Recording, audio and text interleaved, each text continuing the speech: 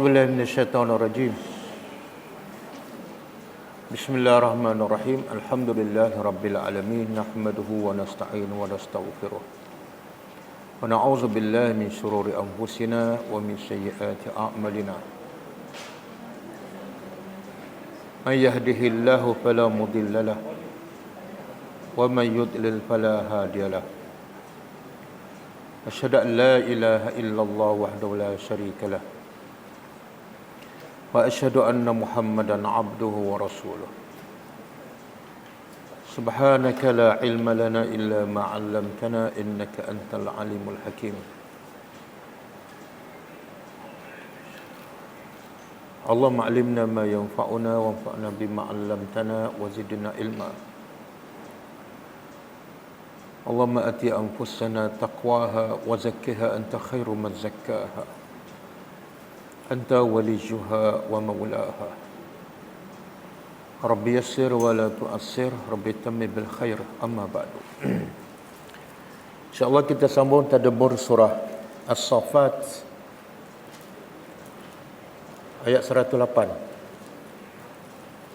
Dan sebelum tu kita tengok pengejar ayat lepas. Apa? 102.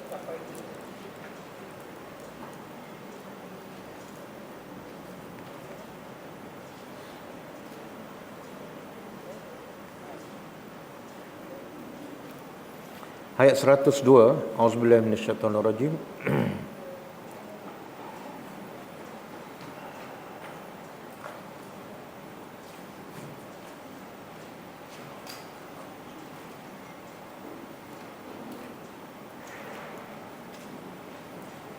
Falamma balagha ma'ahu as-sa'ya qala ya bunayya inni ara fil manami anni azbahuka fanzur maza tara. Qala ya abati if'al ma tu'mar satajiduni insyaallahu minas sabirin. Maksudnya, maka tatkala telah sampai bersama Nabi Ibrahim, umur anaknya telah remaja,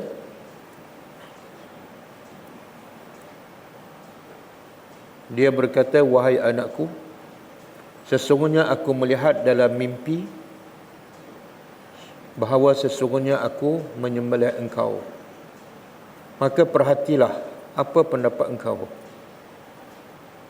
Dia menjawab, wahai bapakku, lakukanlah apa yang engkau diperintah. Engkau akan dapati aku insya-Allah daripada kalangan orang-orang yang sabar. Okey, pengajaran pertama, sesungguhnya Allah Azza wa Jalla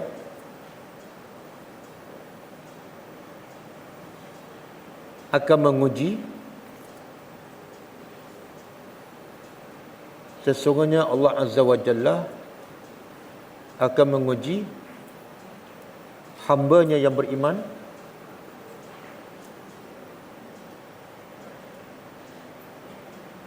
dengan ujian yang besar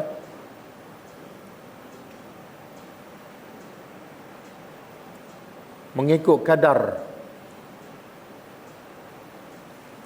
kekuatan iman seseorang.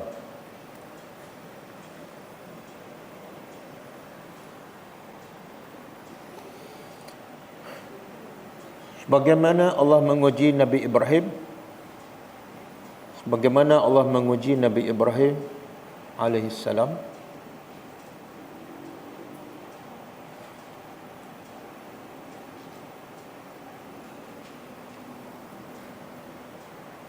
dengan perintah menyembelih anak kesayangannya.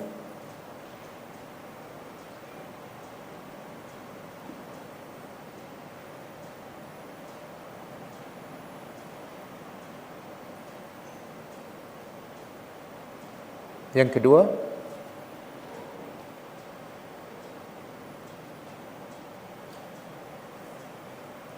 orang yang beriman akan sentiasa mendahulukan, orang beriman akan sentiasa mendahulukan cinta kepada Allah lebih daripada cinta kepada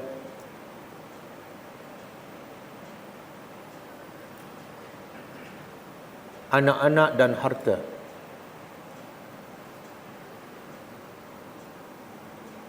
Walaupun terpaksa kehilangan anak dan harta.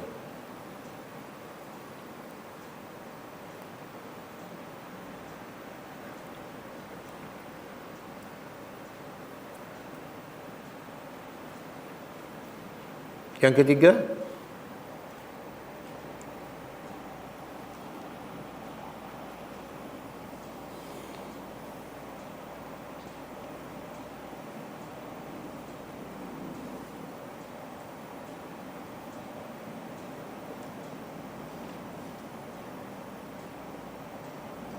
antara kaedah pendidikan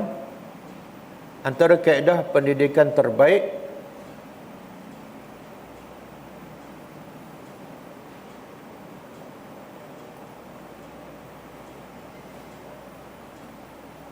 ibu bapa hendaklah menyuruh perkara yang tidak disukai oleh anak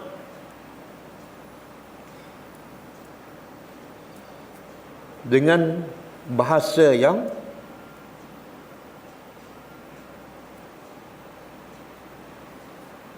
bahawa ibu bapa sangat sayang kepada mereka. Bahawa ibu bapa sangat sayang kepada mereka.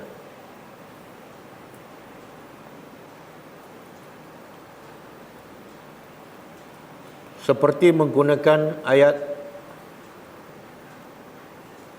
wahai anak kesayanganku, wahai anak kesayanganku.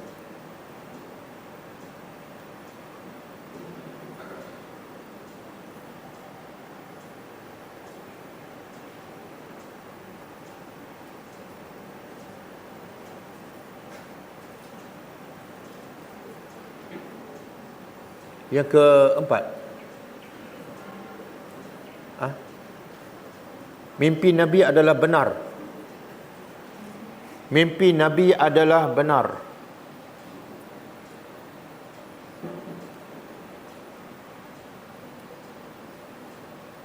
Dan mimpi selain daripada Nabi tidak benar.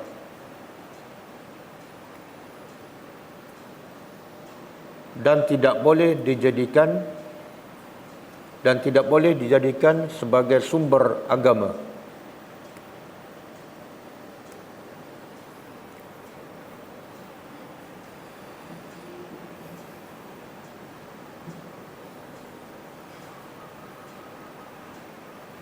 Yang keenam, yang kelima, antara ciri-ciri anak yang saleh ialah sentiasa membantu dan mendorong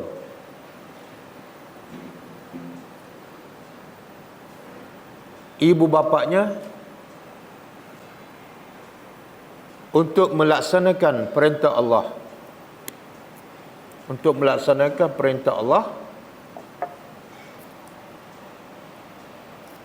Walaupun ia memudaratkannya.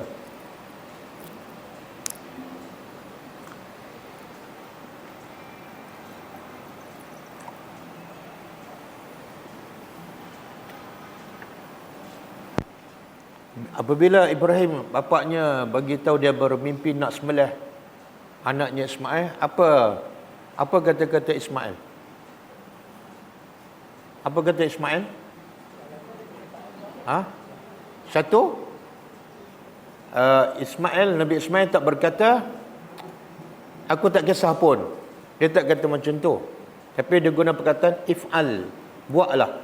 Seolah dia perintah bapa dia, lakukan perintah. Yang kedua,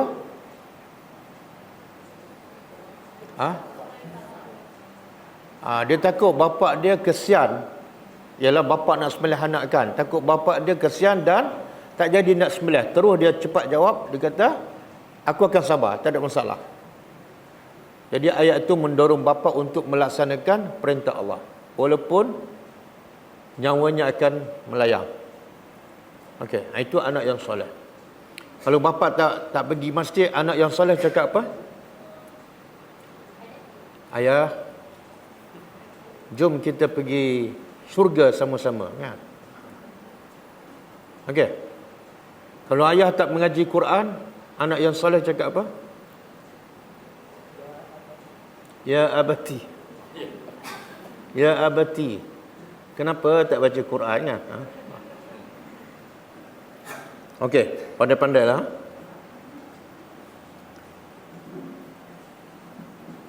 Yang ke-6.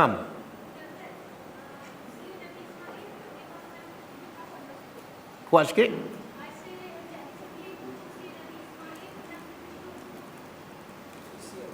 Okey, usia Ibrahim ke usia Ismail? Dua-dua. Okey, dalam tafsir mengatakan ketika Nabi Ibrahim melahirkan Ismail umurnya 86 tahun. Okey. Kemudian setelah Nabi Ibrahim datang ke Mekah kembali,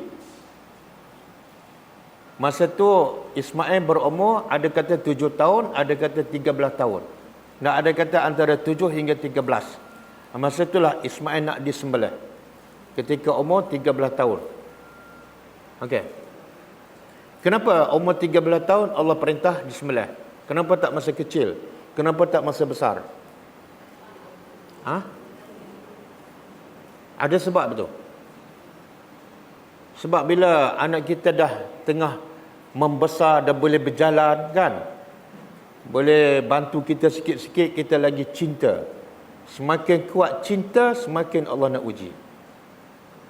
Okey. Yang keberapa tadi? Yang ke-6. Harus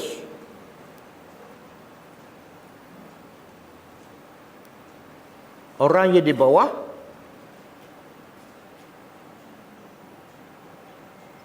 memerintah atau mendorong orang yang di atas. Harus bagi orang di bawah memerintah atau mendorong orang di atas untuk membuat kebaikan.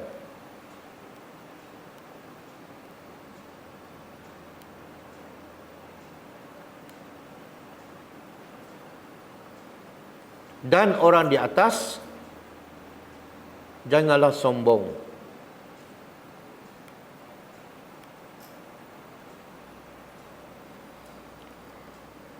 Nabi Ismail anak kan, ada tak dia suruh bapa dia? Ada. Dia kata, wahai bapa aku, lakukan. Dia suruh. Tapi dia suruh berdasarkan perintah Allah.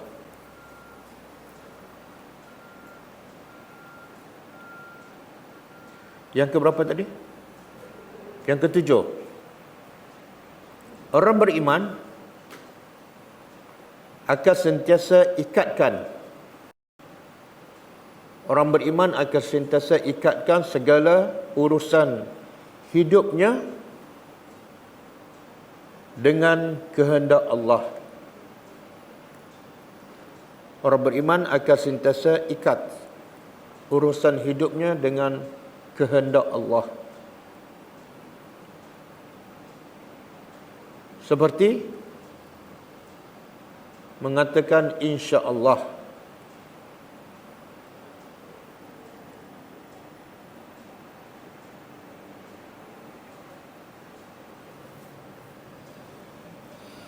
Yang ke-8. Sabar adalah sifat yang paling besar dan penting dalam melaksanakan perintah Allah, dan menghadapi ujian.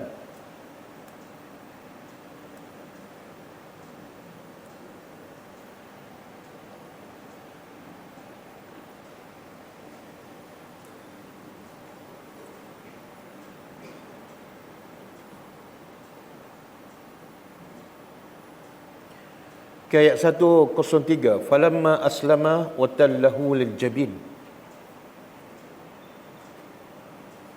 Maksudnya setelah kedua-duanya berserah diri bulat-bulat menjunjung perintah Allah,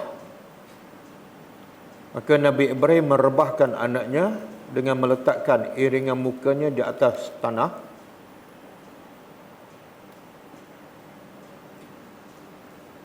Pengajarannya pertama,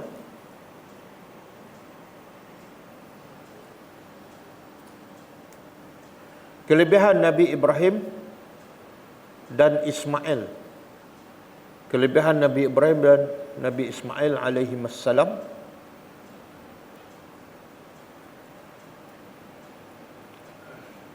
yang segera tunduk kepada perintah Allah.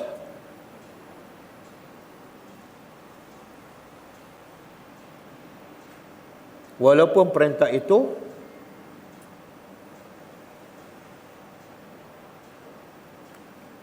menyebabkan bapa kehilangan anak dan anak kehilangan nyawa.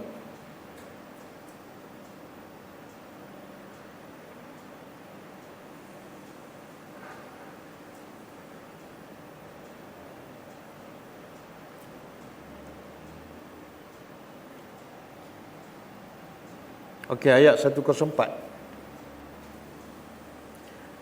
dan 105 sekaligus, dua ayat. Wa nadainahu ayya Ibrahim qad saddaqta ar-ru'ya inna kadzalika najzil muhsinin. Maksudnya, dan kami seru akannya, wahai Ibrahim, sesungguhnya engkau telah membenarkan mimpi. Sesungguhnya seperti demikian itulah kami membalas orang-orang yang berbuat baik.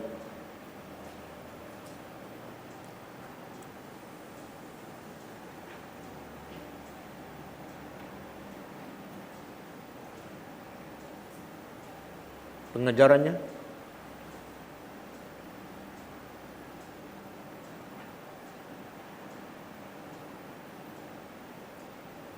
pertama,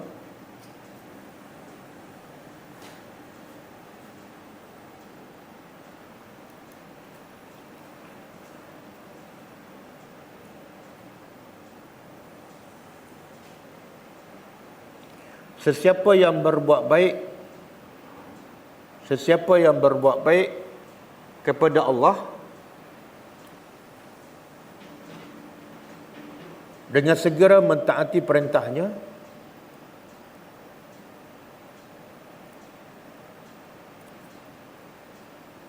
walaupun berat, maka Allah akan membalasnya dengan kebaikan yang lebih besar dan berganda.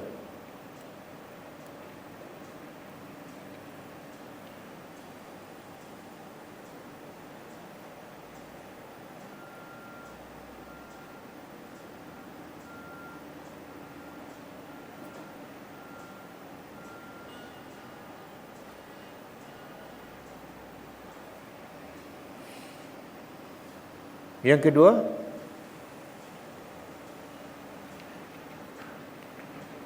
sesiapa yang bertakwa kepada Allah,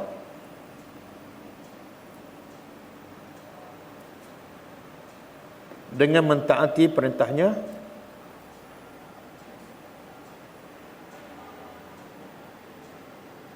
Allah akan memberi dua kelebihan.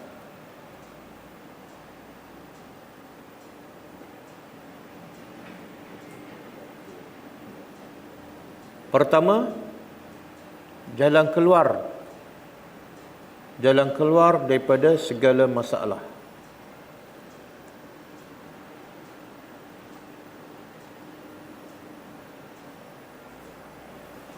Yang kedua, memberi rezeki yang di luar jangka.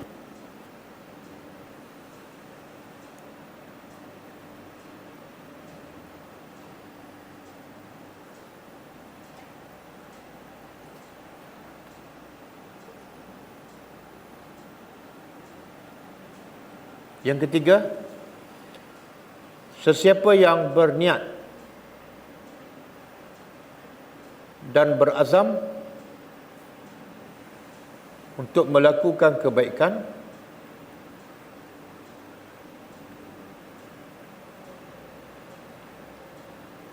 maka Allah akan membalas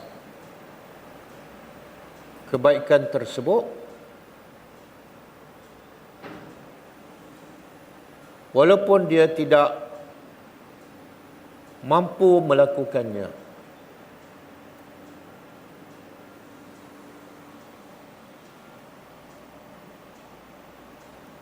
Allah perintah Ibrahim supaya sembelih anak kan? Dia sembelih ke tak? Dia sembelih ke tak? Tak. Nabi Ibrahim sembelih tak Ismail? Tak kan? Tak kan? Tapi Allah balas tak? Allah balas apa dia? Ha? Apa yang Allah balas? Balasannya ialah selamat anak tu. Kan? Yang kedua, diganti dengan kibas. Dan yang ketiga, yang kita akan belajar hari ini.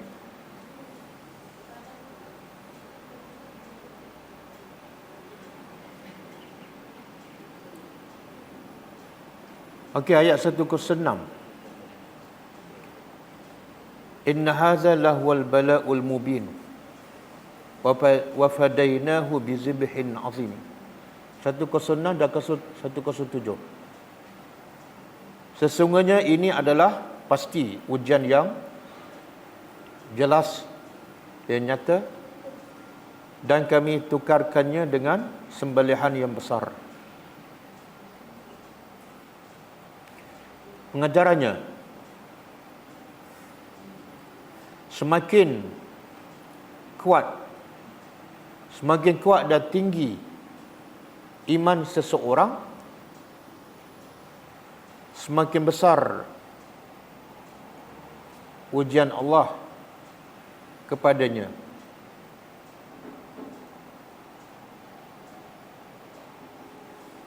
Dan semakin nipis dan lemah iman seseorang, semakin kecillah ujiannya.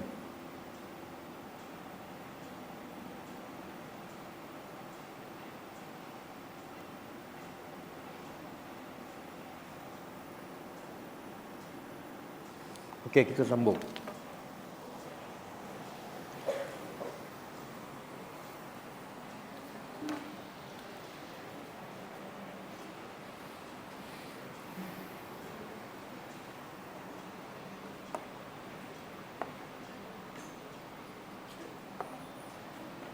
Auzubillahi minasyaitonirrajim. Ayat hari ini adalah sambungan kisah Nabi Ibrahim dan Nabi Ismail alaihissalam. Di hujung ayat yang sebelum hari ini, Allah memberitahu balasan yang Allah beri kepada Nabi Ibrahim alaihissalam hasil daripada ketaatannya kepada Allah. Kemudian apa dia hasilnya yang Allah bagi pada Nabi Ibrahim? Pertama, apa yang dia nak selama ni, iaitu seorang anak, Allah kekalkan. Walaupun asalnya Allah suruh dia sembelih.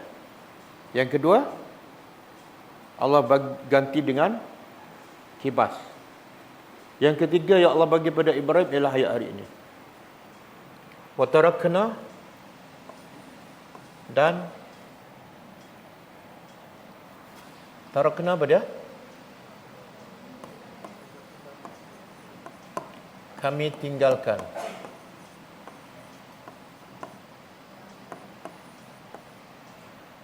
Alaihi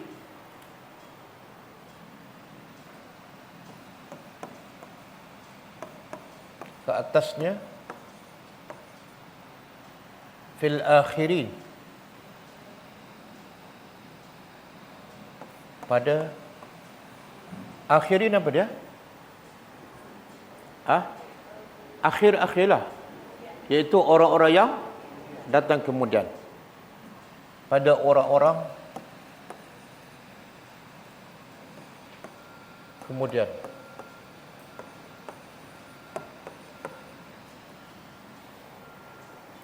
Apa maksud ni? Kami tinggalkan ke atas Ibrahim pada orang-orang yang datang kemudian. Apa dia? Dalam tafsir mengatakan pujian. Iaitu kami jadikan Nabi Ibrahim sentiasa dipuji, disebut. Oleh siapa? Orang yang selepas Nabi Ibrahim. Dan sampai bila ni? Sampai kiamat.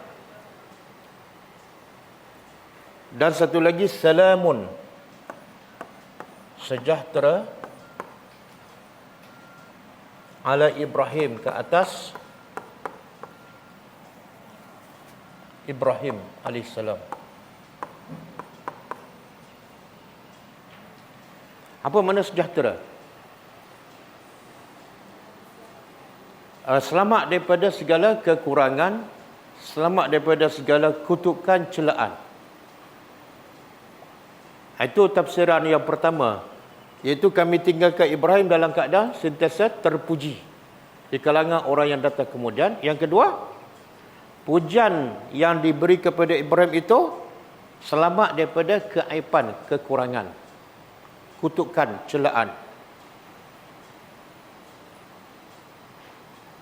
Itu tafsiran yang pertama. Yang kedua, tafsir yang kedua ialah kami tinggalkan Ibrahim pada kalangan orang-orang yang datang kemudian. Apa yang kami tinggalkan? Salam. Nabi Ibrahim sentiasa, namanya sentiasa terpuji. Okey. Apa maksud ni? Nama Nabi Ibrahim sentiasa dipuji. Tak ada orang kutuk dia, tak ada orang cela dia. Satu, kita sendiri berselawat kepada Nabi Ibrahim AS. Bahkan semua orang beriman bila salat mesti puji Nabi Ibrahim. Apa pujian kita pada Ibrahim? Allahumma salli ala Muhammad kama sallaita ala Ibrahim. Satu, selawat, pujian pada Ibrahim. Yang kedua, wa barik ala Muhammad kama barakta ala, ya Allah berkatilah Ibrahim. Okey, sampai bila ni? Itu satu. Dan juga yang kedua, bentuk pujian ialah bila kita buat ibadat, kita akan ingat pada kisah Nabi Ibrahim. Ibadat apa tu? Korban. Betul. Kerana Ibrahim lah, maka adanya ibadat korban. Mana setiap orang berkorban dengan ikhlas, Ibrahim dapat pahala sebab dia pencetus. Apa lagi ibadat? Bila solat, betul lah yang solat tu kita selawat. Haji. Bila kita pergi haji, mesti kita pada asalnya ialah berpandu kepada haji Nabi Ibrahim. Bahkan kita pergi di Mekah pun sebab ada Kaabah. Dan Kaabah dibina oleh siapa? Nabi Ibrahim AS. Dan ada satu tempat yang nama Ibrahim kekal. Apa dia? Maqam Ibrahim. Apa makna maqam Ibrahim? Tempat kaki pijak dia. Macam mana tu? Masa dia nak bina. Tapi ini Kaabah kan?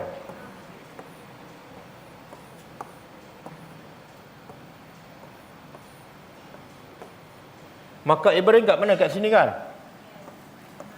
Macam mana makam Ibrahim kat sini? Kaabah kat sini, macam mana Ibrahim bina Kaabah daripada jarak jauh? Faham soalan? Ha?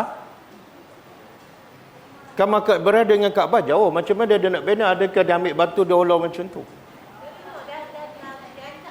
Oh, dia anjakkan. Asalnya kat mana?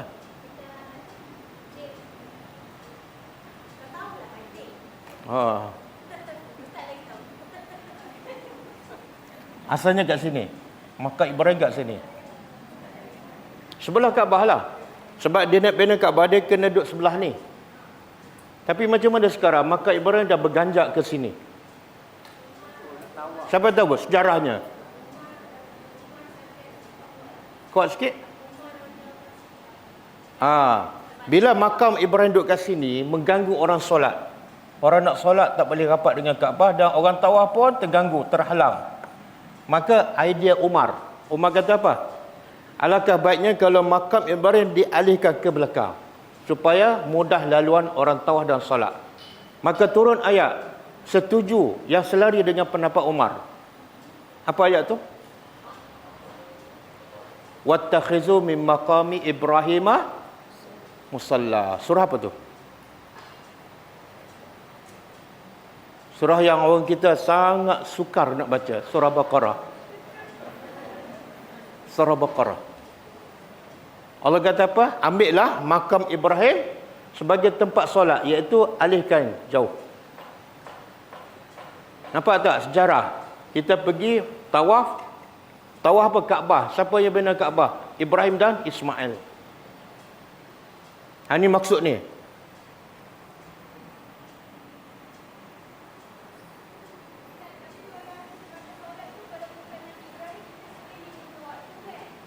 Macam mana?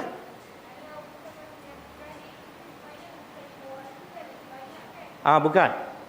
Salat 5 waktu ni untuk umat Nabi Muhammad sahaja. Itu pun asalnya 50. Asalnya 50 waktu. Tapi nasib baik, alhamdulillah ada siapa? Nabi Musa, bukan Nabi Ibrahim, Nabi Musa. Memang salah pun, Kan bila Nabi kita Isra' dan Mi'raj dah terima arahan perintah 50 waktu. Bila Nabi turun daripada langit ke-7 jumpa Nabi Musa. Nabi Musa tanya pada Nabi Muhammad, apa yang Allah perintah? Allah perintah pada umatku solat 50 waktu. Nabi Musa ada pengalaman. Dia kata umat kamu tak akan mampu, minta kurang. Minta kurang lagi, jadi 40. Turun lagi, Nabi Musa kata 40 pun tak mampu. Minta kurang 30. Kepada Nabi Musa 30 tak mampu, minta kurang lagi. Sampai 5. 5 pun Nabi Musa kata umat kamu memang tak mampu. Kadang-kadang ada solat 2 waktu satu hari. Dan ada yang tak salat langsung. Tapi Nabi Muhammad malu. Maka kekal 5 waktu, tapi pahala macam solat 50 waktu. Itu pun solat 5 dapat 50 pun malas juga. Kan? Terima kasihlah kepada Nabi Musa AS. Kalau tak 50 waktu, cuba bayangkan solat 50 waktu kan? Habis. Lagi ramai masuk neraka kok. Okey.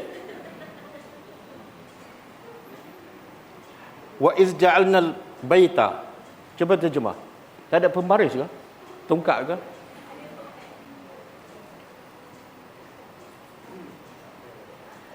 Tak ada. Siapa-siapa yang warga emas yang bawa tongkat? Oh, semua orang muda. Okey. Wa iz ketika mana ja'alna. Kami jadikan al-bait. Bait ini Baitullah. Rumah Allah masabatan, tempat manusia datang. Tempat manusia, masabah ni tempat manusia kembali. Manusia bila ada masalah, antara tempat dicari apa dah? Umrah, haji kan? Dan bila masalah settle, ke mana? New Zealand, Turki kan? Ada masalah balik, pergi Mekah. Wa amna, dan Mekah tu tempat aman. Betul? Orang jahat macam mana pergi Mekah jadi aman. Sebab itulah solat di Mekah dengan solat di Putera Haid, mana lebih khusyuk? Kat Mekah? Pasal apa? Apa masalah Putera Haid? Gangguan. Oh, gangguan. Patutlah ramai orang pergi Mekah, dia boleh solat pergi masjid pukul 3 pagi. Hari ini dalam sejarah. Tapi bila balik rumah, masjid dekat je. Biasanya pukul berapa? Itu menunjukkan Mekah ni adalah negeri yang aman, zahir dan batin. Kemudian Allah perintah wattakhizu. Wattakhizu makna jadikan. Min maqam Ibrahim. Jadikan makam Ibrahim sebagai tempat musalla, laluan untuk solat. Mana alihkan makam Ibrahim dan jadikan tempat itu sebagai tempat solat. Pendapat siapa ni? Umar. Umar ada bagi 3 pendapat. 3 pendapat turun ayat Quran selari dengan pendapat Umar. Walaupun Umar ni asalnya orang jahat, antara manusia paling jahat sampai tak nak bunuh Nabi, tapi bila masuk Islam, fikrah dia banyak selari dengan Quran. Kan? Kita tak sejahat Umar, tapi fikrah kita lari jauh daripada Al-Quran. Apa pasal? Kena jadi jahat macam Umar dulu. Apa dia? 2 lagi. Idea Umar yang selari dengan Al-Quran. Siapa tahu?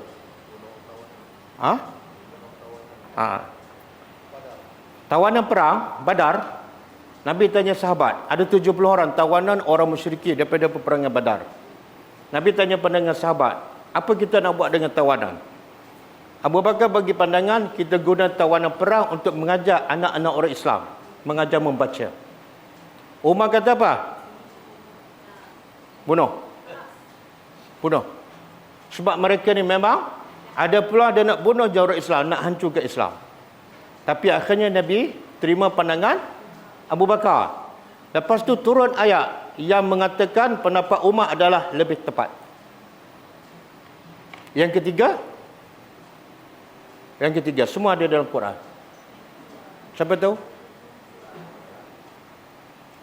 Nabi kata, Umar berkata, sebab umur Nabi kecil, bila ada sahabat-sahabat lelaki datang nak bertanya soalan pada Aisyah, nak minta barang, dia rumah kecil, jadi berlaku ikhtilat. Maka Umar kata, umar kamu ni ya Rasulullah, orang jahat pun masuk, orang baik pun masuk. Alangkah baiknya ada hijab. Maka turun ayat. Ya Allah perintah bila kamu, para sahabat lelaki, nak minta apa-apa daripada isteri Nabi, min wara'i hijab, di belakang tabir. Itu pendapat Umar. Okey. Kita balik pada ayat kita.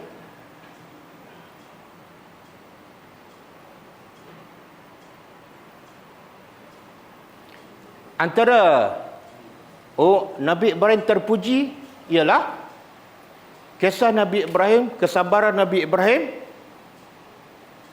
sabar dicampak dalam api. Sampai hari ini orang sebut kisah dia, betul?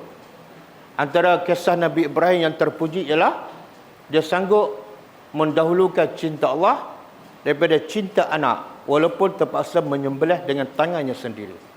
Kisah-kisah ni menjadikan Nabi Ibrahim terpuji. Dan kalau kita tahu, semua agama masing-masing nak mendakwa agama mereka berasal daripada agama Nabi Ibrahim. Orang Yahudi mengatakan, Yahudi ni, Nabi Ibrahim berasalnya agama Yahudi. Orang Nasrani pun, Kristian, mendakwa Ibrahim berasal agama Kristian. Masing-masing nak claim agama mereka berasal daripada Nabi Ibrahim. Kenapa? Sebab Nabi Ibrahim salamun, adalah Nabi yang terbaik dan terpuji. Okey? Jadi pengajaran untuk kita apa dia? Pengajaran untuk kita apa dia? Kalau kita nak jadi baik, macam mana Ibrahim dapat pujian tersebut? Apa dia buat? Sentiasa taat pada Allah dan mendahulukan cinta Allah lebih daripada cinta pada anak, walaupun terpaksa membunuh. Okey. Jadi kalau kita buat dahulukan cinta Allah lebih daripada cinta nafsu, insya-Allah lepas kita mati orang akan sebut nama kita. Kemudian Allah kata kazalika, Demikian itu najzi, kami balas al-muhsinin, orang-orang yang muhsin. Saya pernah ajarkan siapa itu muhsin. Mana Allah balas orang yang bersifat muhsin. Soalan dia, siapa muhsin? Siapa? Boleh sebut?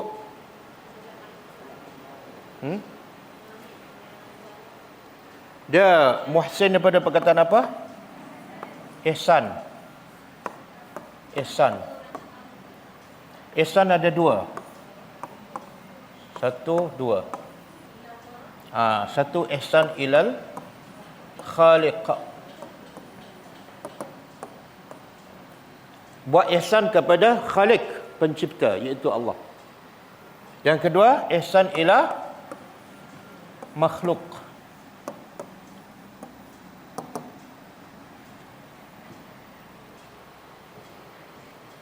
Okey, ihsan kepada khaliq, ihsan kepada pencipta. Contohnya apa dia? Bila kita beribadat seolah, okey. Allah kata Allah balas pada Nabi Ibrahim sebab dia muhsinkan. Apa ihsan Ibrahim kepada Allah? Masa dia sembelih anak tu, dia nampak apa? Seolah dia nampak Allah. Dia tak nampak anak dia hilang, tapi dia nampak dia sedang mentaati perintah Allah. Maka sebab dia ada ihsan kepada pencipta, kepada Khaliq, Allah balas muhsinin. Okey. Dan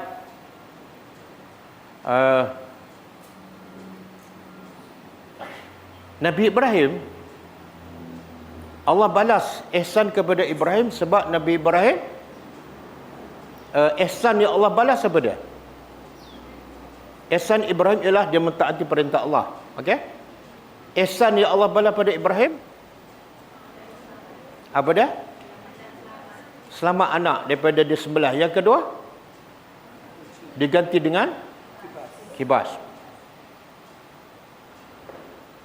Tapi Ibrahim nak taat pada Allah berasal daripada apa tu? Ibrahim nak taat perintah Allah tu adalah juga ihsan Allah. Makna apa tu? Ibrahim nak buat ihsan kepada Allah pun berpunca daripada ihsan Allah kepada Ibrahim. Boleh faham? Cuba buka surah Ar-Rahman ayat 60.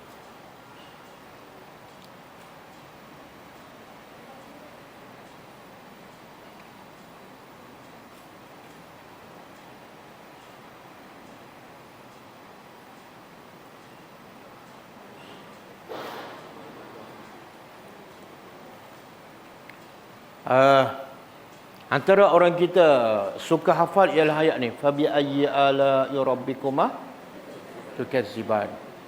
Siapa tak tahu apa rahsia, apa khasiat dia. Tapi yang saya nak sebut bukan ayat ni, saya nak sebut ayat 60 ni.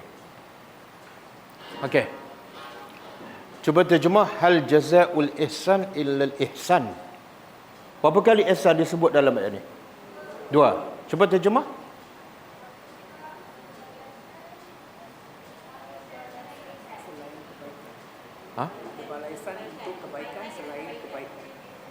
Tidak ada balasan kebaikan, tidak ada balasan kepada ihsan kecuali kebaikan. Contoh macam mana?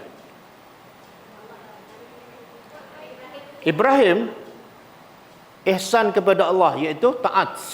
Maka Allah balas juga dengan ihsan iaitu Allah selamatkan Ismail dan Allah bagi kibas. Tapi sebenarnya ada satu lagi ihsan. Ibrahim buat ihsan kepada Allah adalah berdasarkan ihsan Allah kepadanya. Subhanallah. Tak mungkin Ibrahim dapat ihsan kepada Allah melainkan bersumber ihsan daripada Allah juga. Jadi akhirnya apa? kita tak boleh lepas daripada ihsan daripada Allah. Nak buat abai apa sekalipun. Contoh, kita boleh solat 5 kali sehari kan? Sebab apa? Sebab ihsan daripada Allah. Maka sebab ihsan daripada Allah, kita kena balas ihsan daripada Allah sehingga kita boleh solat 5 kali sehari. Berapa ramai yang solat tak cukup, berapa ramai yang solat lambat, berapa ramai yang tak solat langsung. Tapi kita boleh jaga solat 5 waktu. Sebab apa? Ihsan daripada Allah. Maka kita kena balas. Iaitu dengan kita solat dengan khusyuk, dengan erti kata ihsan. Dan bila kita solat dengan khusyuk, iaitu ihsan kita pada Allah, maka Allah pula akan balas. Jadi kita dapat berapa ihsan daripada Allah? 2. Allah, kita dapat ihsan 2 daripada Allah. Kita bagi ihsan kepada Allah berapa? 1 je. Ni kita datang kelas ni. Ramai orang lupa dia boleh datang kelas sebab ihsan daripada Allah. Betul tak? Berapa ramai yang di luar sana tak sampai ke mati tak faham Quran. Sampai ke mati tak terbuka hati nak datang kelas tadabbur. Betul tak? Maka jangan sombong. Sebab kita boleh datang sini dengan sebab ihsan daripada Allah. Maka balaslah ihsan daripada Allah dengan kita berihsan kepada Allah, iaitu solat dengan khusyuk. Dan bila kita solat dengan khusyuk, Allah akan balas pula ihsan yang kedua. Apa dia? Apa dia? Qad aflahal mu'minun allazina hum fi salatihim khashi'un. Allah balas dengan syurga. Jadi sangat tidak cerdik kalau kita tak membalas ihsan Allah kepada kita sebanyak 2 kali. Sangat tidak cerdik. Contoh kita berbangga, aku boleh datang ni sebab aku sendiri cari. Kan? Bukan daripada Allah. Jangan. Okey.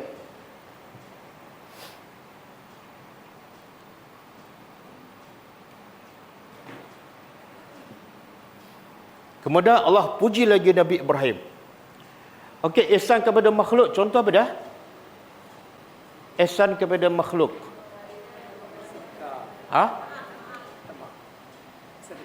Sedekah. Kemuncak kepada ihsan kepada makhluk, kemuncaknya. Buat baik pada orang yang buat jahat. Itu kemuncak ihsan kepada makhluk. Sebagaimana Nabi buat baik kepada orang-orang musyrikin Mekah. Setelah Nabi buka kota Mekah, Nabi bebaskan mereka. Sikit pun Nabi tak balas dendam. Sebagaimana ihsan Nabi Yusuf kepada adik-beradik dia yang merancang untuk bunuh dia. Bila dia di puncak kuasa, dia maafkan. Itu ihsan kepada orang yang buat jahat kepada kita. Okey? Jadi jangan susah. Jangan kedekut nak buat baik pada orang. Kenapa? Kenapa? Sebab kita akan dapat balasan ihsan daripada Allah Azza wa Jalla. Kemudian Allah puji lagi Nabi Ibrahim. Innahu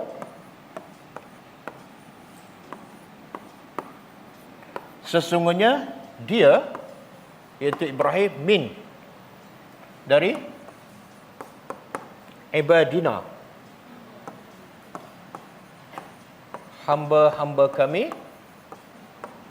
al-mu'minin yang beriman.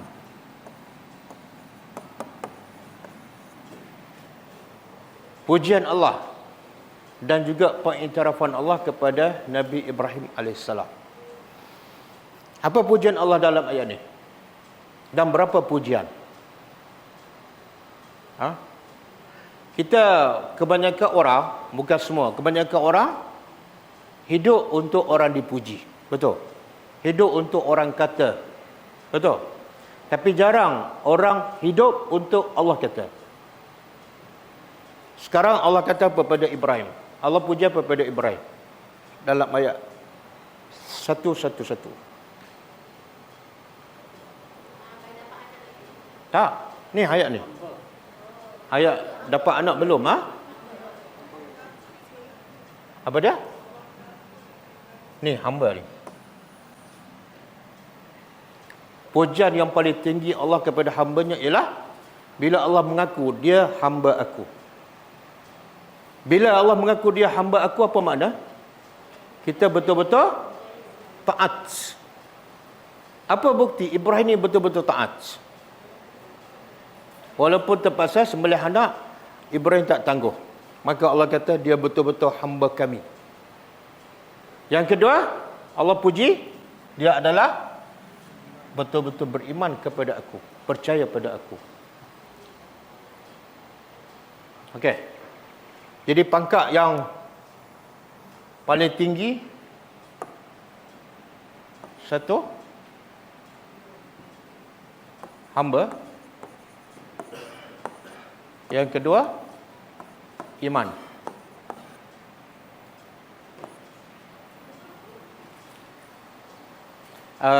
Apa Allah sebut tentang Nabi Muhammad?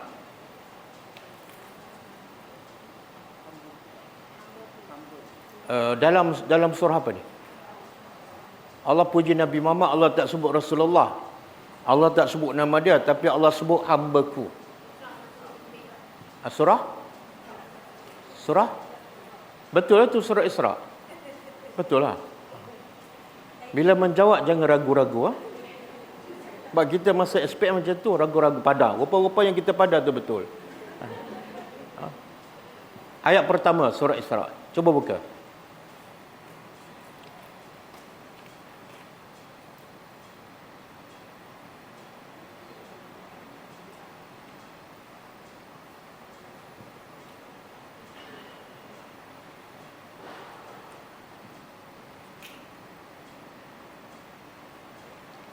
Okey. Boleh kita terjemah sama-sama. Subhana. Maha suci. Allazi. Bila sebut Maha Suci ni, siapa ni? Allah. Kalau sebut Allah Maha Suci daripada apa?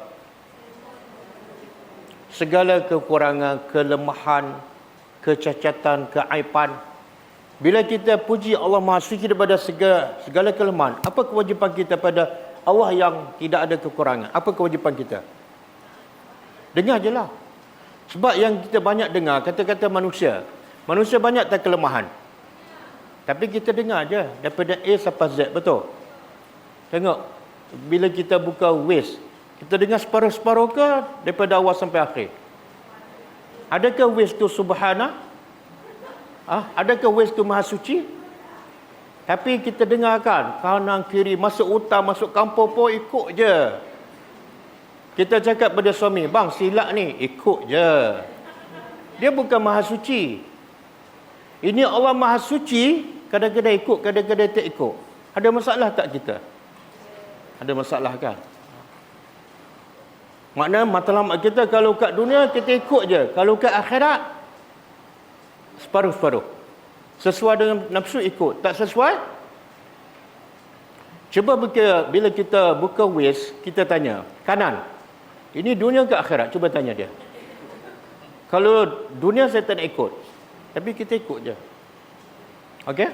Jadi Allah Maha Suci, Allazi Asra, yang memperjalankan bi abdihi, dengan hambanya. Allah tak kata bi Muhammad. Siapa hamba ni? Nabi Muhammad. Allah tak sebut Muhammad. Dan Allah tak sebut pangkat dia bi Rasulillah.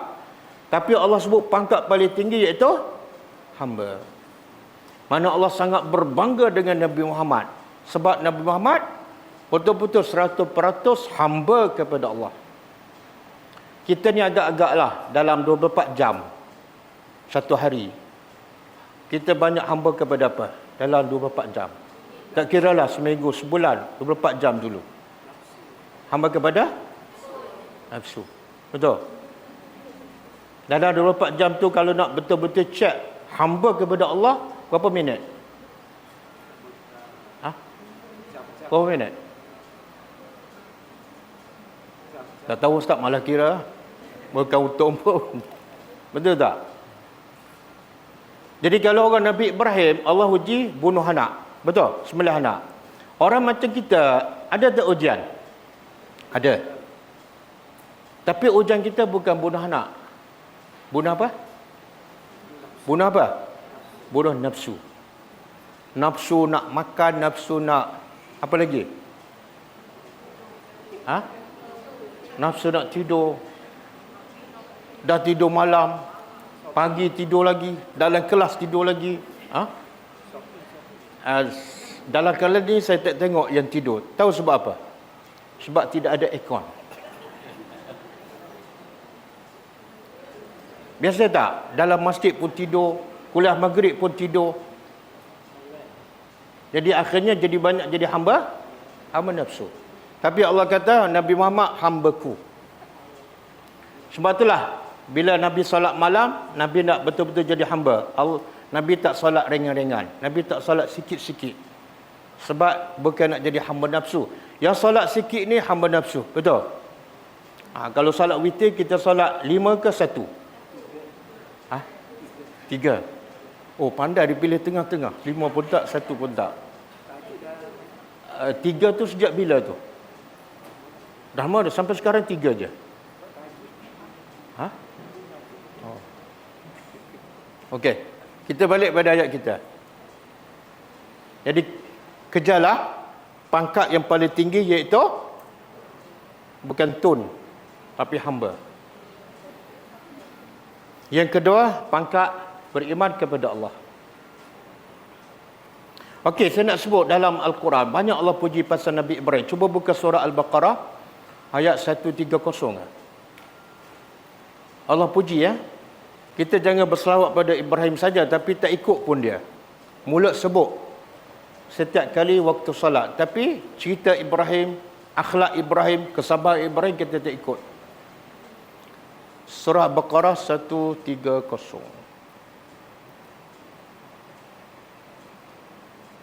Tengok.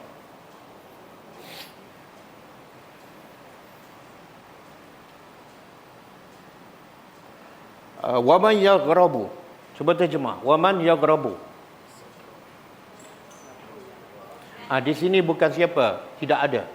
Kena ada tidak ada sebab ada ilah di sini. Tidak ada seorang pun yaghrabu. Yaghrabu apa dah?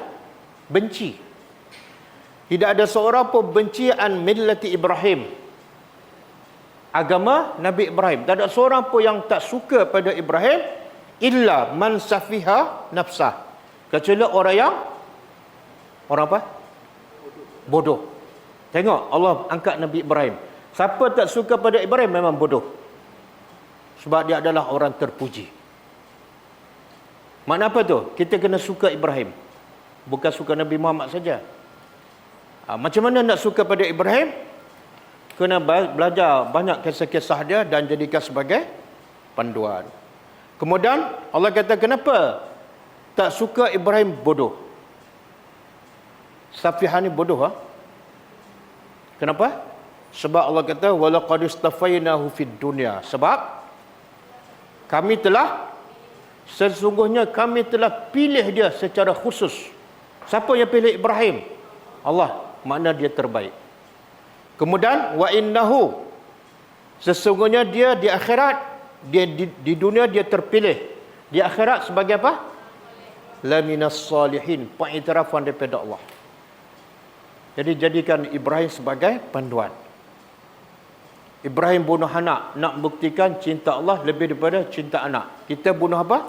Bunuh cinta dunia, bunuh cinta makan, bunuh cinta yang bercanggah dengan cinta Allah. Okey, ayat 131. Cuba terjemah. Ingatlah, qala, dia telah berkata. Dia telah berkata kepada Ibrahim, Rabbuhu. Siapa? Tuhannya. Tuhan Ibrahim berkata pada Ibrahim. Apa Allah berkata pada Ibrahim? Aslim. Apa makna aslim? Serah diri. Subhanallah. Ibrahim dah serah diri tak? Sampai dicampak dalam api, sampai terpaksa sembelih anak. Tapi Allah cakap lagi, serah diri. Serah diri makna serah kepada segala perintah Allah. Maka Ibrahim jawab. Ibrahim tak ambil masa untuk menjawab. Terus dia kata apa? Qala aslamtu. Dan Ibrahim bukan setakat dia jawab perintah Allah. Aslamtu. Tapi ada tambahan. Ada tambahan. Apa dia?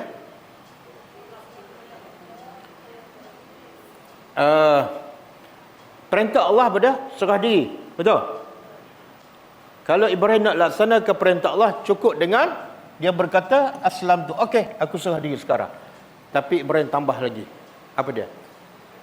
Sebagai apa tu? Sebagai apa? Sebagai bukti. Kenapa aku kena serah sepenuhnya kepada Allah? Sebab dia Rabbul Alamin. Kenapa aku nak serah pada manusia? Manusia bukan Rabbul Alamin. Kenapa aku nak serah pada bos? Bos bukan Rabbul Alamin. Jadi memang patut aku serah hanya kepada engkau. Boleh faham? Jadi orang yang berakal waras hanya serah dirinya kepada Rabbul Alamin. Bukan pada bos ataupun suami ataupun apa-apa je lah. Okey? Sekarang ada tak jenis-jenis orang serah diri pada guru dia? Guru dia cakap apa, semua dia pergi, kan? Ada kan? Oh, bahaya tak? Guru dia mati pun dikatakan masih hidup. Bahkan dia kata guru dia jadi juru cakap dengan Rasulullah. Serah diri semua. Sebab tu kata-kata yang paling Anas bin Malik suka. Saya pernah beritahu. Anas bin Malik kata, tidak ada benda yang paling menggembirakan hidupku melainkan setelah aku mendengar kata-kata Nabi ini. Siapa ingat? Saya pernah sebut rasanya. Tak ingat? Tak ingat? Tak ingat tu mana saya sebut kelas lain lah tu. Nabi kata, al-mar'u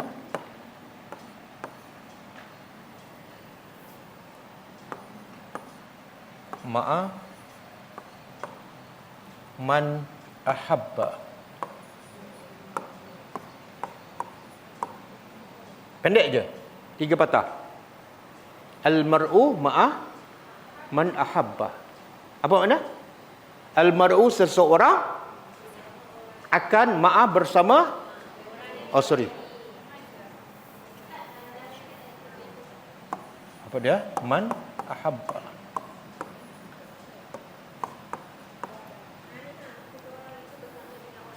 Dah ada kan? Kelas ini ke kelas mana? Zandra seorang datang kok.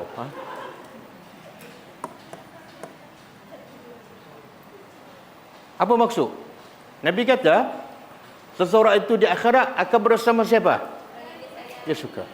Kalau yang dia suka tu menyesatkan dia dan orang tu masuk neraka, dia masuk neraka lah.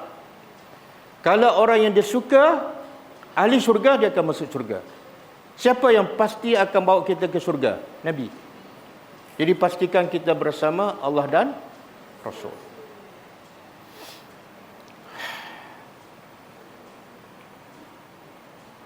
Okey.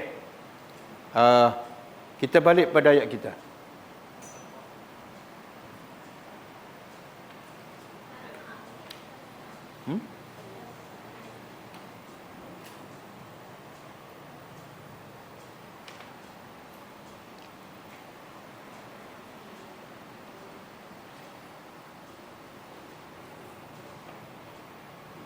Masya Allah.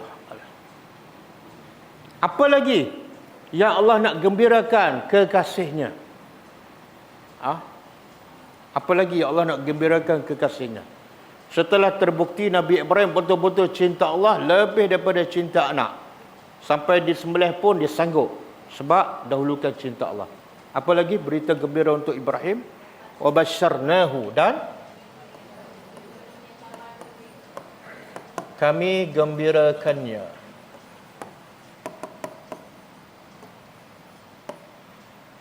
bi Ishaq, dengan Nabi Ishaq.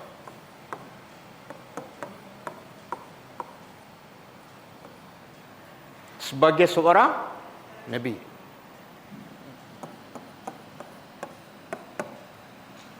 Dan Nabi ini pula minas salihin, dari kalangan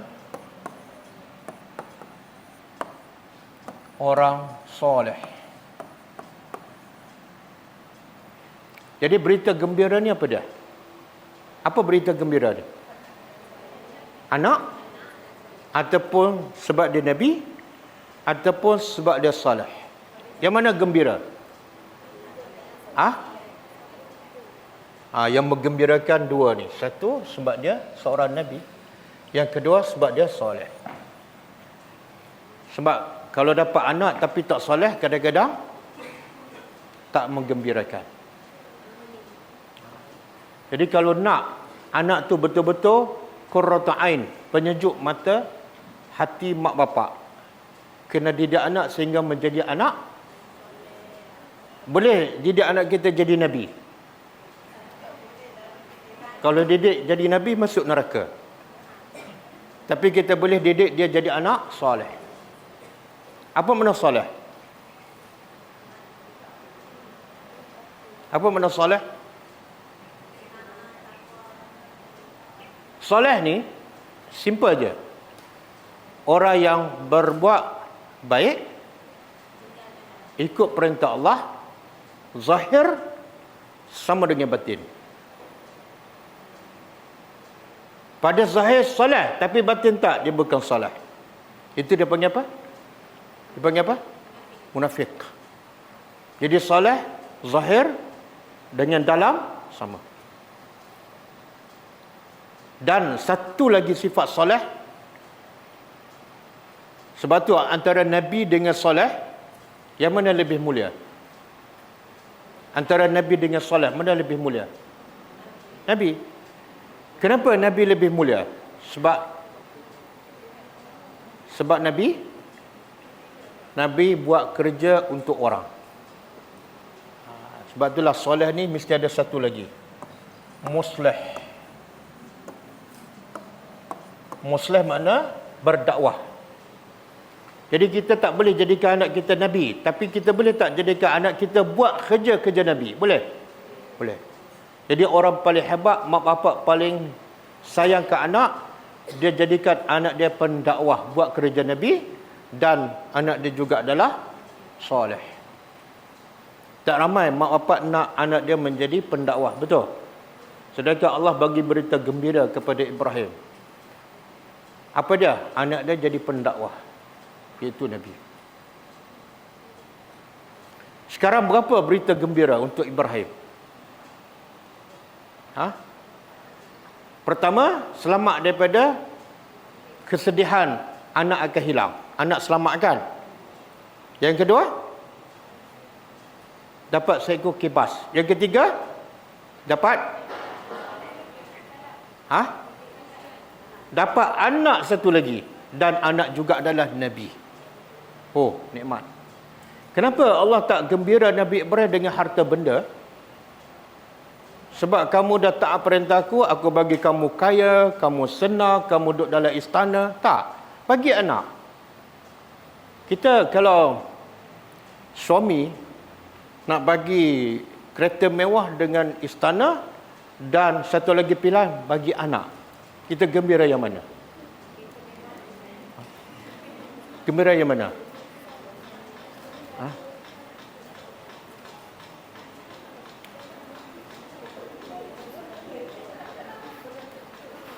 Ustaz, saya tak boleh jawab sebab saya dah habis tempoh dia.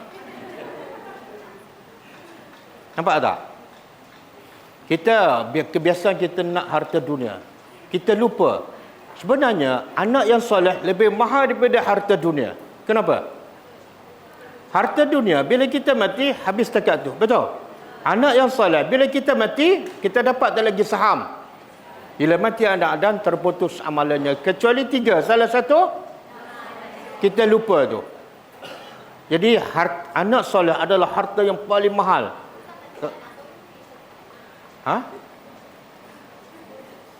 Oh, jadi salah soalan saya lah. Okey. Saya betulkan soalan. Tapi kalau suami tawarkan, nak anak soleh ke nak harta? Kita jawab, abang pun tak soleh, nak bagi anak soleh. Kan? Perempuan pandai menjawab. Kan?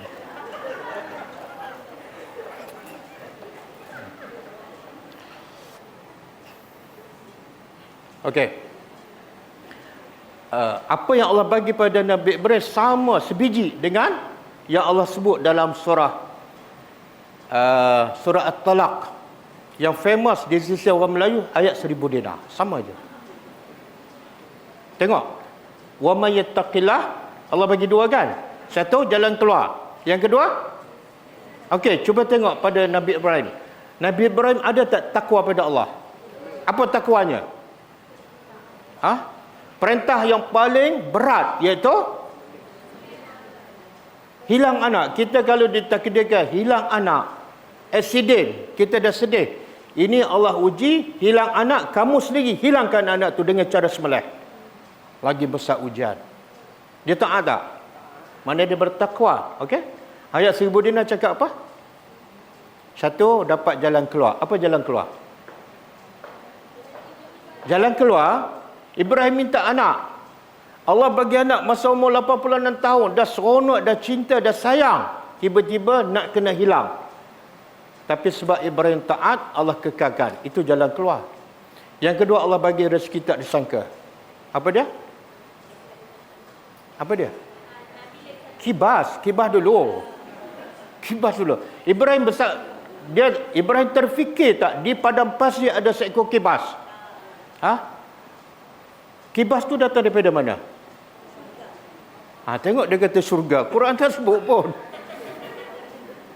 Memang ada orang kata kibas tu daripada syurga, tak ada dalil. Kenapa Allah nak bagi kibas sampai daripada syurga, kan? Kan?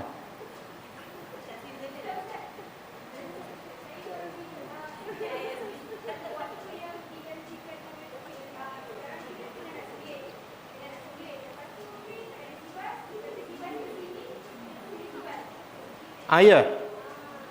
Masa Ibrahim nak sembelih tu, terus Allah kata, ya Ibrahim, terus Allah panggil. Wahai Ibrahim, kamu dah telah membuktikan kamu percaya pada mimpi.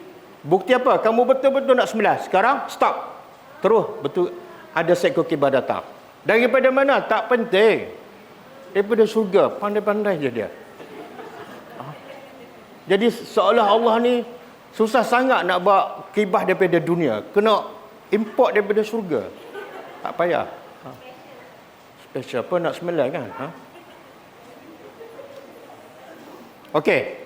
Satu, rezeki tak disangka, kibas. Yang kedua, Ibrahim, Ishak. Dan Ishak pula adalah seorang Nabi. Dan Nabi pula seorang soleh. Apa lagi nak? Ada lagi satu lagi. Ada lagi. Wa barakna. Dan kami berkati alaihi, ke atasnya. Ke atas siapa ni? Ibrahim. Tadi salamun, sekarang berkat. Allah bagi keberkatan pada Ibrahim. Dan juga wa ala Ishaq, dan ke atas Ishaq. Tengok Allah bagi anak pada Ibrahim, Ishaq. Allah terus bagi nama. Kan? Siap dengan nama. Kita kadang-kadang nak cari nama sebulan. Betul tak? Tanya ustaz macam-macam, semua reject kan? Lepas tu bila nak didik anak, tak tanya ustaz pula. Nak nama je tanya ustaz. Ustaz pun geram juga cari komoh, tiba-tiba kena reject. Okey. Kami berkat ke atas Ibrahim dan ke atas Ishaq. Dan wamin, dari zuriat kedua-duanya. Okey. Kita nak faham apa makna berkat. Allah kata kami berkat pada Ibrahim dan Ishaq. Dan juga berkat pada zuriat. Apa maksud? Ini rezeki tak disangka yang ketiga. Apa dah? Kuat sikit. Tak, berkat. Bila berkat baik tak? Apa makna al-barakah? Al-barakah. Dalam bahasa Arab, barakah apa dia? Tulis. Untuk sekian kali. Kasratul khair wa dawamuha.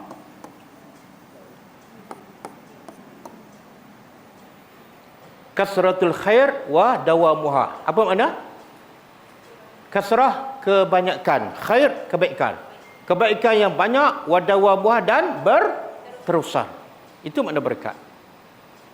Jadi berkat tu daripada siapa? Daripada Allah, bukan daripada janggut, bukan daripada boleh. Allah yang bagi berkat, apa pula janggut pula? Kalau janggut bagi ada berkat, saya dah lama berniaga dengan janggut. Apa hal lah? Punyalah tak cerdik orang Melayu ni.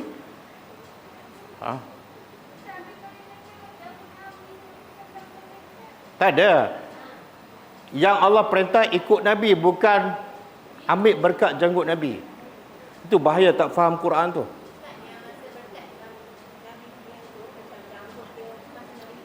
Ya. Semua badan Nabi ada keberkatan. Ailiu Nabi pun ada keberkatan, tapi masa Nabi hidup saja. Full stop. Lepas mati tak payah cari janggut. Solat Jumaat tak pergi masjid, dia cari janggut. Kan? Okey. Apa maksud berkat ni? Rezeki tak disangka yang ketiga. Apa makna berkat? Oh, kalau kita faham. Kita perasan tak kebanyakan para nabi daripada keturunan siapa? Kebanyakan para nabi. Bani apa? Bani Tamim ke Bani Melayu? Bani Israel. Israel keturunan siapa? Nabi Yakub. Kami jadikan Ibrahim dan Ishak keberkatan dan keturunannya, iaitu hampir semua para nabi daripada keturunan Nabi Ibrahim dan Nabi Ishak. Kenapa Allah tak sebut Nabi Ismail? Kenapa? Sebab zuriat Nabi Ismail tak ada nabi kecuali seorang je. Nabi Muhammad seorang je. Apa makna berkat tadi? Banyak kebaikan, iaitu banyak para nabi. Cuba bayangkan, kalau anak kita jadi pendakwah, dah ganjaran besar, kebaikan banyak untuk kita. Ini anak-anak, cucu cicit jadi nabi. Lagi hebat. Cuba kira anak Ibrahim dulu. Ibrahim nabi, anak dia Ishak nabi. Anak Ishak Yakub nabi, cucu anak kepada Nabi Yakub Yusuf nabi. Lagi cicit dia, keturunan dia Nabi Daud, Nabi Sulaiman, Nabi Ayub, Nabi Zakaria, Nabi Musa, semua keturunan Nabi Ibrahim dan Ishak. Itu makna keberkatan. Apa saja para nabi dakwah dan kaum dia beramal, para nabi dapat tak pahala? Makna kebaikan yang berterusan, itu berkat.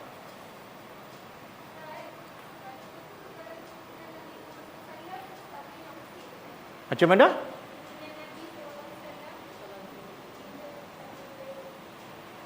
Tak, soalan tak clear. Tak dengar. Sallallahu alaihi wasallam.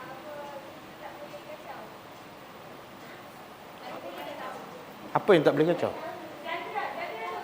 Okey, Zandra, cuba. Betul ke keturunan Nabi Muhammad SAW tak boleh kacau? Oh.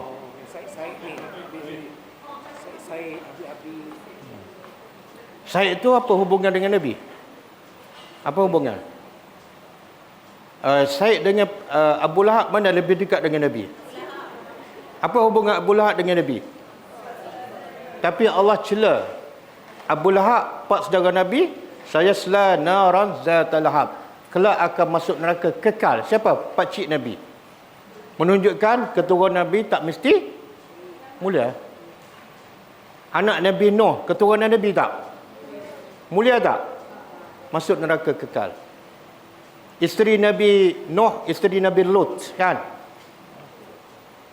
Inna akramakum indallah atqakum. Orang paling mulia bukan keturunan Nabi. Yang paling mulia ialah atqakum, yang paling bertakwa. Okey. Bilal dengan Abu Lahab, mana lebih mulia keturunannya? Tak keturunan. Abu Lahab. Tapi di sisi Allah siapa lebih mulia? Bilal ada tak Said? Said Bilal. Isteri dia Syarifah. Bilal lah. Ada? Okey. Ingat Jadi keberkatan tu ialah bila anak kita menjadi soleh pendakwah. Kemudian Allah beritahu, tapi daripada zuriat Nabi Ibrahim dan Nabi Ishak, adakah semua jadi baik? Tak. Ada yang muhsinun. Ada jadi muhsin. Apa makna muhsin tadi? Dua. Ihsan kepada Allah dan ihsan kepada makhluk. Yang kedua, keturunan Nabi Ibrahim bukan semua muhsin, ada juga zalim. Zalim kepada dirinya. Dan zalim tu bukan sikit-sikit, bukan samar-samar, tapi mubin, jelas. Zalim yang sangat jelas. Betul? Ialah yang paling banyak dikutuk dalam Al-Quran siapa? Yang paling banyak dikutuk oleh Allah dalam Al-Quran. Bani Israel. Bani Israel keturunan siapa? Nabi Ishak. Maknanya bukan semua muhsin. Ada yang zalim di nafsu. Sebab itulah cuba buka surah Al-Baqarah ayat 124.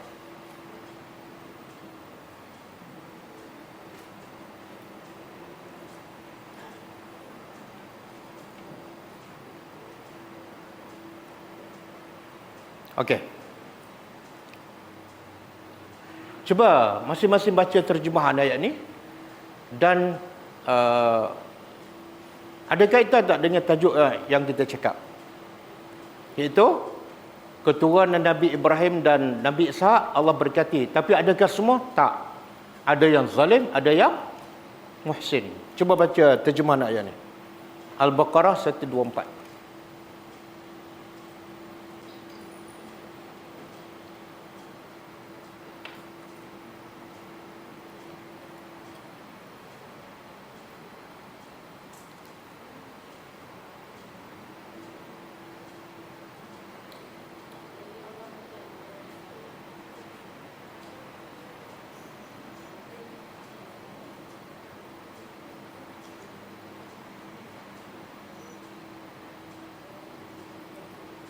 Okey.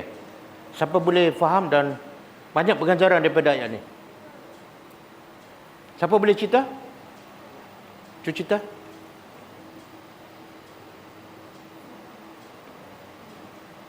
Ya, sepatut ketua kelas dulu cerita kan? Ketua kelas apa? Bukan camp kan? Camp kan? Camp.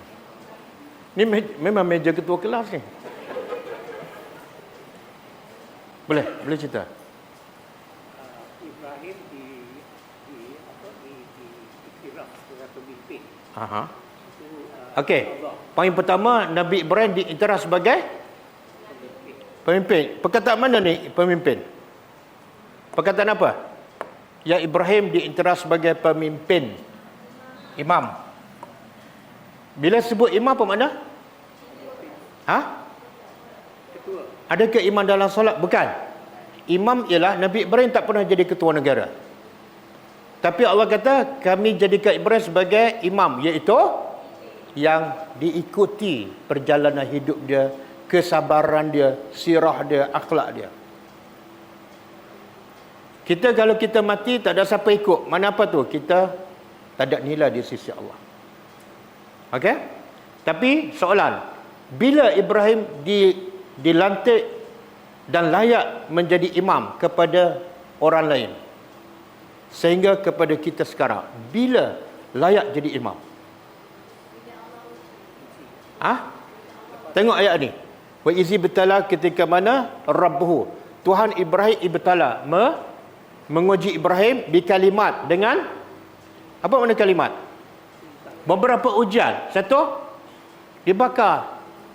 Yang kedua, tak, sebelum tu dia dakwah pada bapak dia. Apa bapak dia buat? Bapa dia usir dan ugut nak bunuh. Yang ketiga, ujian ketiga, Sarah cemburu. Sampai dia dapat anak, dia terpaksa bawa Hajar ke tengah padang pasir Mekah. Ujian keempat, sembelih anak. Semua lulus tak? Baru layak jadi imam. Jadi kalau kita nak jadi imam, kena ada ujian dan lulus ujian. Okey? Satu. Yang kedua, lepas tu apa cita-cita Nabi Ibrahim? Ditanya sama ada termasuk Subhanallah. Ibrahim ni berjiwa besar. Dia bukan nak dia je jadi orang ikutan. Kalau boleh anak dia, cucu dia, cicit dia, 7 keturunan, biarlah semua jadi imam. Tapi Allah jawab. Allah kata apa? Makna apa? Ada tak keturunan Ibrahim dan Ishak yang zalim? Ada. Sama dengan ayat tadi. Pengajaran untuk kita juga apa dia? Bukan semua mak bapak baik, anak jadi baik. Dan bila anak tak baik, mak bapak baik, jangan terus kita hukum mak bapak. Apalah ustaz ni anak teruk. Jangan. Lepas tu bila anak baik, dia tak puji pula ustaz tu. Okey. Kita last kali surah Fatir. Surah Fatir. Ada masa lagi kan? Ada. Sebab lepas ni makan je kan? Tak ada apa kan?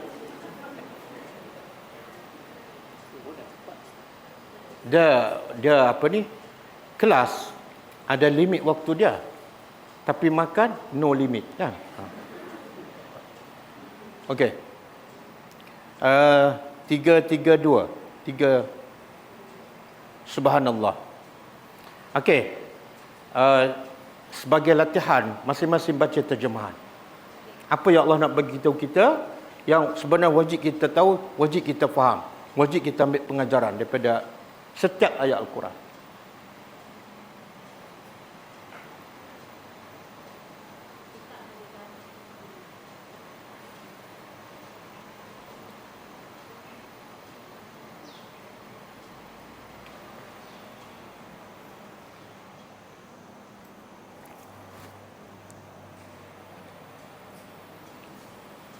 Lambat jawab, lambat makan.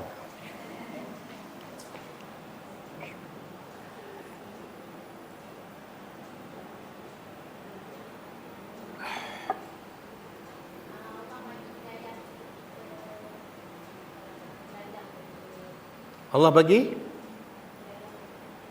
Tapi Allah ada sebut dalam ayat tu, Allah tak sebut hidayah, Allah sebut satu benda.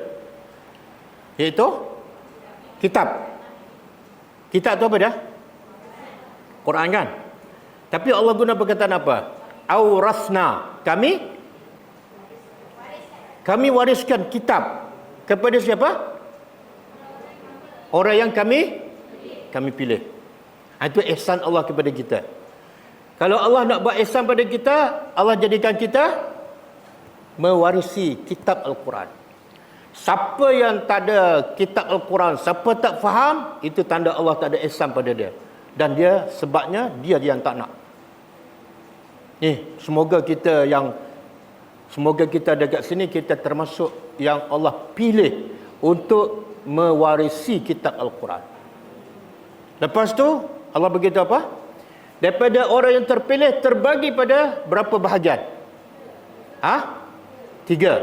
Pertama, zalim pada diri sendiri. Siapa ni? Dia dah ada kitab tapi masih dia buat zalim.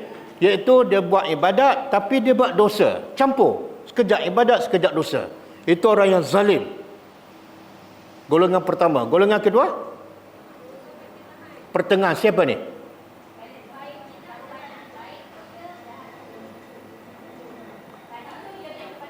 Apa dia? Okey, dengan tafsir ulama. Dia kata golongan pertengahan ialah yang buat yang wajib sahaja, tak buat yang sunat. Golongan pertengahan. Yang buat yang tinggal yang haram sahaja, yang makruh dia buat. Mana apa tu? Buat yang wajib je. Ini golongan pertengahan. Golongan pertama apa tadi? wajib buat, dosa buat. Dan golongan ketiga, tengok Allah guna perkataan apa? Sabiqun bil khairat. Berlomba buat kebaikan. Orang ni golongan ketiga buat yang fardu, buat yang sunat, tinggal yang haram, tinggal yang makruh. Ini golongan terbaik. Mana kalau dalam syurga, awal-awal masuk syurga dan syurga paling tinggi.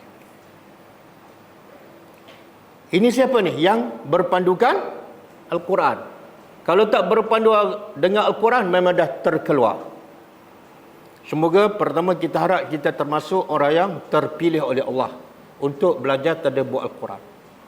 Yang kedua, semoga kita sentiasa ada usaha untuk tingkatkan daripada zalim kepada diri sendiri kepada muktasid, pertengahan. Daripada muktasid, tingkat lagi kepada sabiqun bil khairat, insya-Allah.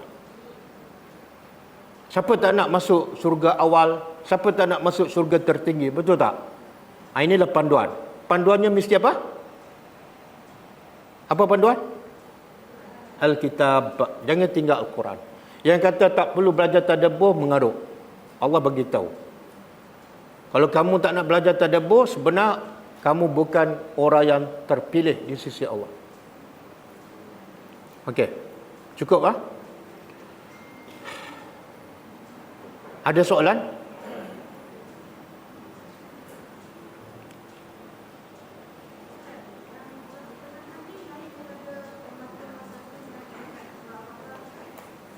Yang surah mana?